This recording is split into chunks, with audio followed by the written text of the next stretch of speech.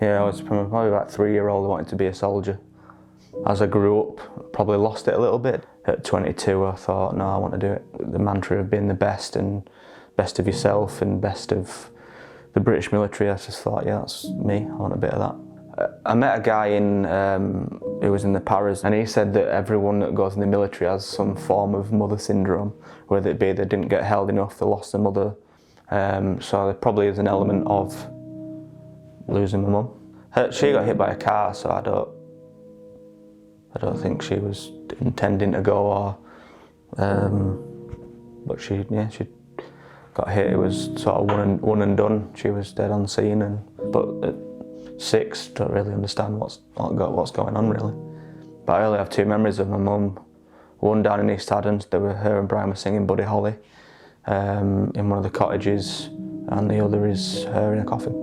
And yeah, first couple of weeks of Marine training were quite brutal, but loved it, fell into it like it was something I'd been doing forever. But on week 10, I'd fallen over on an exercise with my Bergen on, and my ankle were in pieces. You go through Alpha, Bravo and Charlie physical tests to get back into a troop.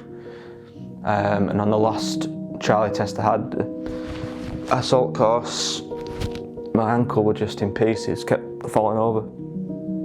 And I was just thinking to myself, I've got to go into a troop and carry upwards of 200, and I'm thinking my ankle's just not going to be able to do it.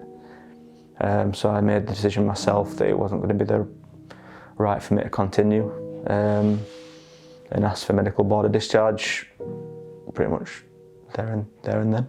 So I applied for Ford, got the job, and then I thought, yeah, hey presto, my life's going to be better. Little did I know, two and a bit years later, that I'd be wanting to drive my car into a wall.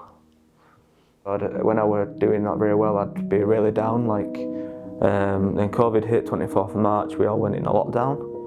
We'd moved in, so we're doing my garden, and life seemed pretty good. But I had so much time to dwell, to think. We had a review in October, and he was about to scream at me, and I said, whoa, I think I'm struggling.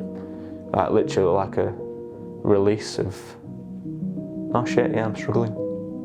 And then I rang Ben and said I needed to obviously get some help. I didn't think I was worthy enough to call myself a Marine. Didn't think I was good enough at my job. Didn't think I was good enough at anything, to be fair. Probably struggling with not really grieving my mum, not really dealt with my childhood stuff, and then obviously the Marines, I think, underpins everything, and it all came to a head. Ben put me in touch with a counsellor, so this was October 24th. I think I was in counselling on the 2nd week or 1st week in November. Yeah, it were surreal. The person that put me in touch with after my counsellor had sort of brought me back from the brink, as it were. It was a life coach, and she was ex-military, and she put me in touch with loads of people that were ex-military and that were in cybersecurity. And if the counsellor was a guardian angel, then I had no idea what she was. She was just the god, probably. The life coach, she said, have you thought about cyber? And I hadn't. So I spoke to a chap that worked for Lloyd's, and he put me in touch with other people, and I had an interview, and the rest is history, I say. But if it wasn't for the life coach, Ben, nothing would have happened. The hardest thing is asking for help because of all the stigma that's around. But I'd say ask. You'd be surprised at how many people want to help you. And if you ever need to reach out to Ben, because they're absolutely fabulous. And they'll put you with the right people who can help, whether it be you need CBT or you need EIP or you need whatever it is that you need.